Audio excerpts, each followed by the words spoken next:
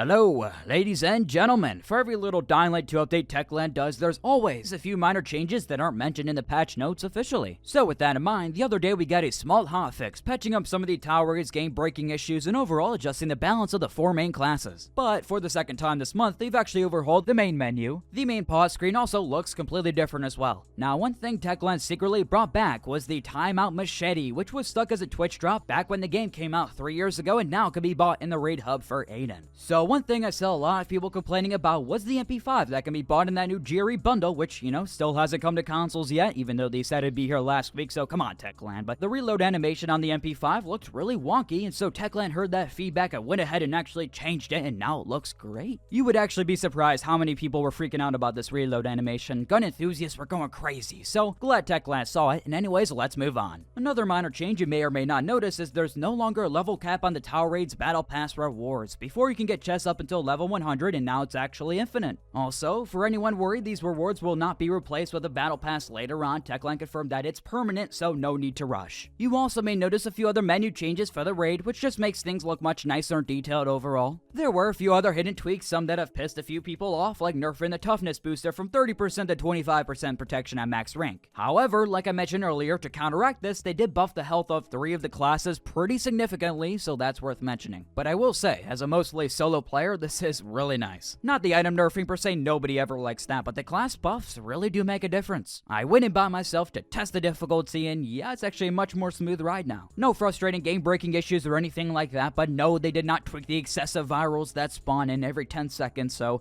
hopefully they do in the future. Anyways, though, it's time we talk about today's sponsor, which can easily help you try out Dying Light Bad Blood for yourself. Aniba's a digital marketplace offering tons of game codes for all consoles, gift cards of all types, all some of the best prices you can find online. There's over 40,000 products, from everything coming out now to even older titles like I mentioned being Dying Light Bad Blood. There is no official way to buy this game, so this right here is your next best bet if you want to revisit a piece of Dying Light history. Or you can even check out the OG versions of Dead Island and its sequel Riptide. It's extremely hard to find those classic versions as they've been replaced everywhere with the definitive editions, and both are pretty different, so as with Bad Blood, this is one of your only options if you ever wanted to play those original versions. But I've used Aniba before and it's always worked great, giving me the game code immediately after being purchased. So if you're either a PC, console, or even a Switch player, check out the links down below to get yourself games and other digital products at really solid prices. And anyways, thanks to Aniba for sponsoring today's video, and let's continue. So, if you're one of those people that are waiting for the new GRE bundle to come to the in-game Dying Light store, well, you're going to be waiting a while as Techland confirmed that it's going to be staying on the other storefronts as a one-off experiment to gauge wider interest. When it inevitably comes to consoles, whenever that may be, it'll probably come to the PlayStation and Xbox stores. Now, before I go and end the video for today, I recently saw an article where Timon Smektala, the Dying Light franchise director, actually mentioned the Game Awards trailer for the piece reveals the general location of where Castle Woods within the world is, so for all the detectives out there, there's something new for you to uncover, so good luck.